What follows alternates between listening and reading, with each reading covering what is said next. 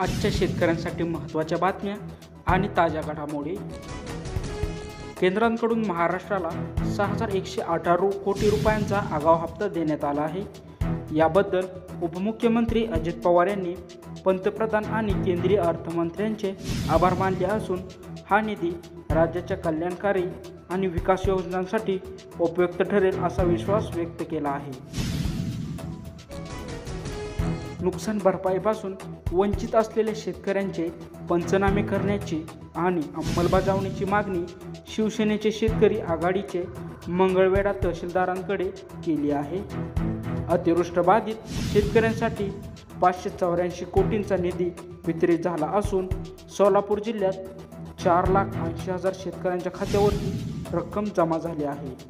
मात्र KYC नसल्याने 33,000 शेतकरी अजूनही वंचित आहेत। जळगाव जिल्ह्यात केळीचा पीक विमा 1,00,000 हेक्टरच्या वर गेला असून वाढलेल्या क्षेत्राची पडताळणी करण्यासाठी कृषी आयुक्तालयाचे पथक दाखल झाले आहे। सोलापूर जिल्ह्यातील 7 ठिकाणी सोयाबीन, उडीद आणि मूग पिकांसाठी हमीभाव केंद्र सुरू होणार आहे। काजू पीक विम्याचे पैसे 30 नोव्हेंबरपर्यंत देण्याची मागणी पोलादपूर तालुका फळ उत्पादक संघटनेने केली आहे। महाविस्तार या AI ॲप्लिकेशनमुळे शेतकऱ्यांना आता एका क्लिकवर बाजारभाव आणि योजनांची माहिती मिळणार आहे। तसेच कृत्रिम बुद्धिमत्तेमुळे शेती अधिक फायदेशीर होईल असा अंदाज वर्तवण्यात आला आहे। तळोदा तालुक्यात भूजल पातळी अर्धा मीटरने तर नंदुरबारमध्ये 1 मीटरने खाली गेलेले पाणी जपून वापरण्याचे आवाहन करण्यात आले आहे। सिद्धेश्वर धरणातून 4 पाणी पाळ्या देण्याचा निर्णय झाला असून पहिली पाळी मंगळवारपासून सुरू होणार आहे।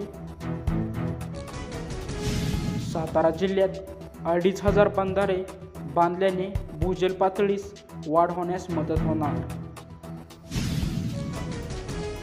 युवा शेतकरी संघर्ष समितीने ऊस तोडणीची पहिली उचल 35,000 रुपये आणि अंतिम बिल 4,000 रुपये मिळावे यासाठी 7 तास चक्काजाम आंदोलन केले।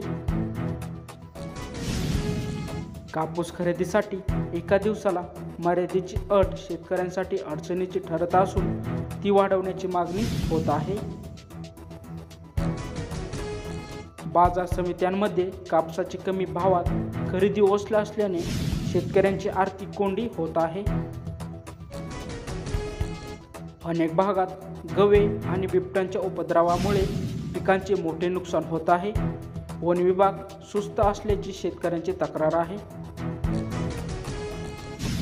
केंद्राकडून फक्त 5 बिबट्यांच्या नसबंदीस परवानगी मिळाली आहे। मात्र राज्यात 5,000 बिबट्यांचा प्रश्न कसा सोडवायचा या चिंतेत वन विभाग आहे। पोस्ट ऑफिसने डाक सेवा 2.0 हे ॲप विकसित केले असून आता सर्व कामे मोबाईलवर होणार आहेत। पशुखाद्यांचे दर वाढवल्याने दुग्ध व्यवसाय अडचणीत आला आहे। नवीन कामगार संहितेमुळे PF आणि ग्रॅज्युएटी वाढून हातात मिळणारा पगार कमी होण्याची शक्यता तज्ज्ञांनी व्यक्त केली आहे। बांगलादेशात कांद्याचे भाव 100 रुपये किलोवर गेले आहेत, तर भारतातून निर्यातीवर परिणाम होण्याची शक्यता आहे।